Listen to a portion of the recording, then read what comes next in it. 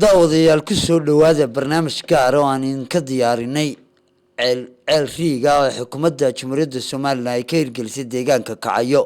oo ka tirsan degmada Xalin ee gobolka Xaysimo kaas oo ku yaala xuduudda ay Soomaaliland la leedahay Soomaaliya deegaankan oo ah deegaan biyo yaraan ba'an ay ka jirtay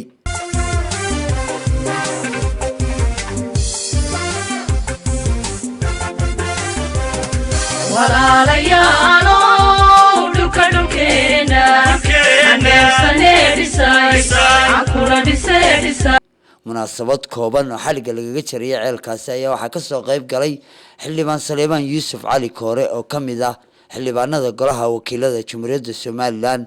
ee laga soo doortay deegaanadaasi gudoomiyaha gobolka Xaysimo Mudane Cabdirashiid Maxamed Axmed Xiir Cuqaali iyo waxgarad iyo waliba bulshada deegaankaasi xoolo dhaqatada ah ugu horeeyna waxa munaasabadaasi ka hadlay xildhibaan Koore iyo waliba gudoomiyaha gobolka Xaysimo oo bulshada deegaankaasi ugu baaqay inay ilaashadaan ceelkoodaas xukuumadda Jamhuuriyadda Soomaaliland ay la garab taagan tahay wax kasto baahidooda ah meeshan oo ah Kacayo la yiraahdo waa meelihii ugu daraa ee ay ka jirtay biyo la'aanta dalku waxayna ka tirsan tahay deegaanka Xalin degmada Xalin ee gobolka Xaysimo waxaana ugu dhow biyo halkan 30 kilomitir oo bariga ina ka xiga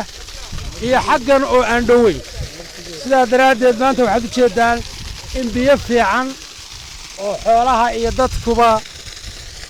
cabi karayaan ama isticmaali karayaan ay ka socdaan oo runtii waa mahad Ilaahay waxa ku deeqay wasaaradda macdanta iyo biyaha ee Soomaaliland waxa fulisay wasaaradda waxa ku deeqday hay'adda Islamic Relief ayaa lacagta bixisay aad iyo aad baan ugu mahadnaqaynaa inaanu maanta halkan joogno waxay kaloo inoo ku soo darayaan oo qorshaha ku jira inay inoo sameeyaan solar system kuwaasoo biyuhu 24 hours bilaa lacag ayay ku socon doonaan solar systemka ay mahadi weeye maanta hadii aan taaganahay Kacayo oo biyuhu ay duulayaan meeshan oo runtii ah meel oo mana ahna meel aad iyo aad istiraatiiji oo aad iyo aad muhiim ah oo xoolaha iyo beeraha iyo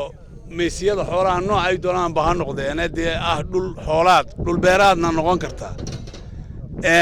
dayaca lagu qabeeyay biyo la'aanta ka jirayna hore aan u ogeyn ilaahay mahadi weeyaan maanta hadii biyihiisa u xiimayaan ilaahay waan ugu mahadnaqaynaa waxaan u mahad celinaynaa oo kale madaxweynaha Jamhuuriyadda Soomaaliland runtii oo isagu horumarka iyo nabadda in Soomaaliland meel walba uu gaadho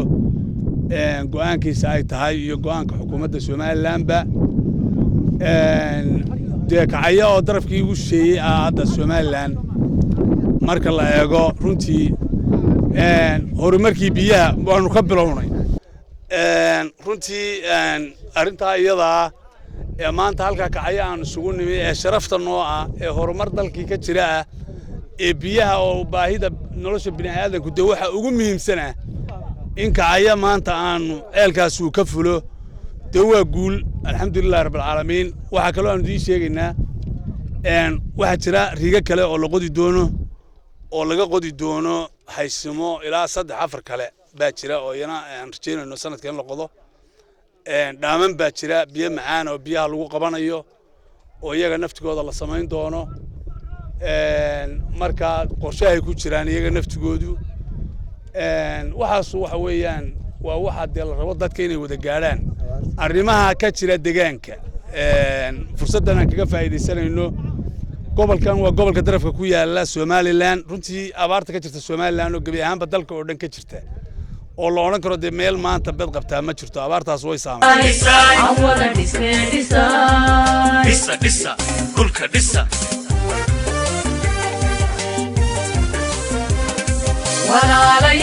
walaalayaalo dhulka dhulkeena akura dhisay awada dhisay kulka dhisa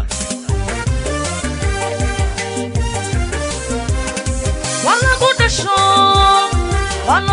dhasho oo loo dhinto lagu dhaawacmee.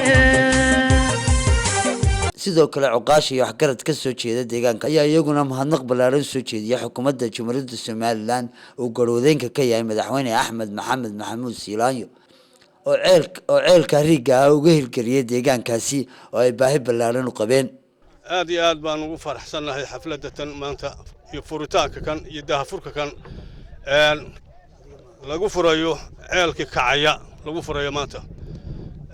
aad iyo aad baan ugu mahadcelinaynaa ilaahay mahdi ha ka gaadho ilaah baa mahad iska leh waxaan ugu mahadcelinaynaa cid alla ciddii ka soo shaqaysay hay-addii suuro gelisay oo bixisay qarash garaynaysay kambanigii dhisay maamulkii ka shaqaynayay sida badha saabka guddoomiyihii gobolka xildhibaanka iyo raggii kale oo la shaqaynayay waxaanu iyagana u jeednaa wasaaradda arrimaha biyaha iyadana u sheegaynaa khayraadka biyaha baanu mahadcelinaynaa dowladda Somaliland oo iyadana suuro gelisay baanu mahadcelinaynaa dhammaanba in alla intii ka hawl qaadatay hawsha ka qayb qaadatay waa u mahadcelinaynaa ilaahay mahadi ha ka gaadho cid kastaana ilaahay wixii hawl gashatayna ilaahay xasanaad ha ka siiyo waa loo baahnaa waa dhul oomana abuha dhul ka saxara abuha ciidii wax kama qodin hore uga qodin waa ceelkii ugu horeeyay iyo waxqabadkii ugu horeeyay oo laga qabtay degmada Taleex laga qabtay ama gobolka Xaysabo waliba jiidatan laga qabtay meeshii ugu muhiimsanayd baa laga qabtay aad iyo aad baa arintaasi loogu farxay aad iyo aad bay dadka maanta u farxad gelisay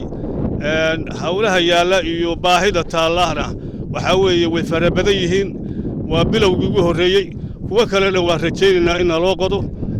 aad iyo aad baanu nooga mahadcelinaynaa hay'adaha waxaan u sheegaynaa meel kastaba ha joogeena waxaan u sheegaynaa dalkani inuu ammaan yahay wax laga qaban karo haddii ilaahay maayo la imaan karo cid waliba hawsh iyo waxay wada ay ka fulin karto uu ammaan yahayna waxaan ognahay in lagu saxaafado badan lagu furay oo la yiri lama imaan karo waxa weeye dhulkaasi dhul aamina maaha waa lagu dhacayaa hay'adaha iyo haddii ilaahay maayo wixii sida boo la dhacaya diiwaangelintii baa ka dhacday waxaan u sheegaynaa inay waxba ka jirin sida hawshaasi maanta loo fuliyay oo kambanigeenba u fuliyay waxaan leenahay cid waliba waa soo dhaweynaynaa waa kuwa ka dambeeyaan inay yimaadaan ammaanka waxa weeye dalkoo dhan baaba iska ammaana dalkoo dhan waa ammaan wey sidee cid looma dhici karo cidda loo dhici karo maayo waa cid dara gaara wata cidda tiraahda ammaan maaha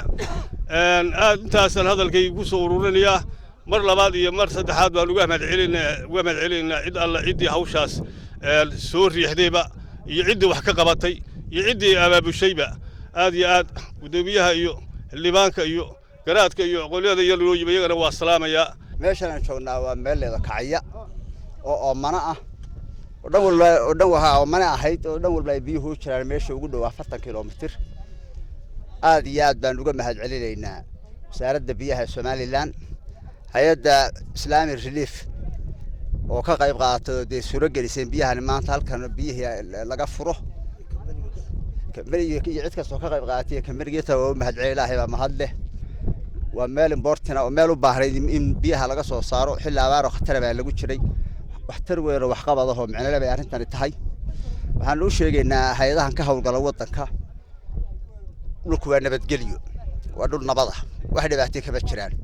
kamariga hadda biyaha qodayay wuxuu deganaa bilya dheeraad wax dhibaato iyo wax laga shakiyo iyo wax tuuga iyo wax dhacay ma jiraan waa nabadgelyo dhulku cid kasta oo timaada sida aanu idin leeyahay anaga iyo caaqilkii deegaanka joogay iyo barasaafka gobolku sida aanu idin leeyahay wax ka bedel hadda aragtaan eedada anaga qaadayna hal yabaad dhulka waxa laga hawlgalo xilli adagoo abaara baa lagu jiraa cid kasta oo ka qayb qaadatay waa oo mahadcelinaa ilaahay baa mahad leh dhulku nabadgelyo weeye waa nabad dhulku khayr baa idin rajaynayaa wadanka abaar baa ka jirta abaarta ilaahay un baynu ka baryanaa inuu ka dulqaado wax qabad iyo waxtar iyo mid kasta dadka dhulka deegaamada badan aan maray dadku way u baahan yihiin taariikhda ahayd baarahay marka soo bilaabo hadda silaya waa ka socdo seetadii jaraye suuqyada madow iyo ka guursay iladii xamare Somaliland maanta waa dawlad saafiyaye isagaanu sacabaynaya waa hoggaan saxaye sumcii wakaanaga bixiyo seefta soo mariye wataa bari ka saylaantayoo guuriyey saxalkiye talyaanigu intuu socday baan sama ku noolayge matada haddaa lagu sugaa suuqyadii xamare xasankii surwaalka u garshaday saajac noqon waaye halla sugo siday noqon adduunso waxbaa wacay warsana dambe u kaadsada ninkani waa hoggaan saxaye hobalayey hobe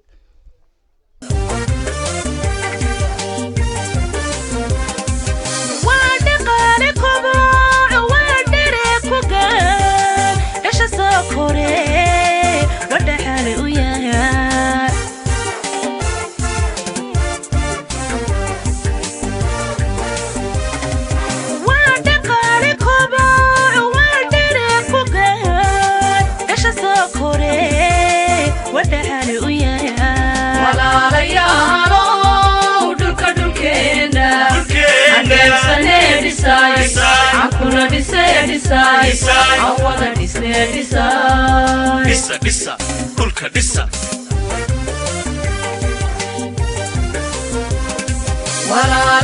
Walaalayaal dhulka dhulkeena aneegsane dhisay ankura dhisay awada dhisay disa kulka disa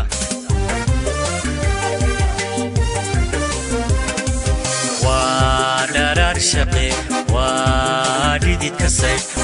waa dharar shaqe waa dhidid kasay horumarkeena dhiman nolol dhamaysa dhaqsi aan ku gaane dhisay waa dharar shaqe waa dhidid kasay waa dharar shaqe waa dhidid kasay horumarkeena dhiman nolol dhamaysa dhaqsi aan ku gaane dhisay walaalayaal dhulka dhulkeena daawadayaal barnaamijkan oo aan idiin soo diyaariyay anigoo ah Barkhad Cumar Axmed intaan kan mid la mid ah ku kulmi doonana waxaan idinkaga tegayaa sidaas iyo nabadgelyo waa dharar shaqe waa dhidid kasay horumarkeena dhiman nolol dhamaysa dhaqsi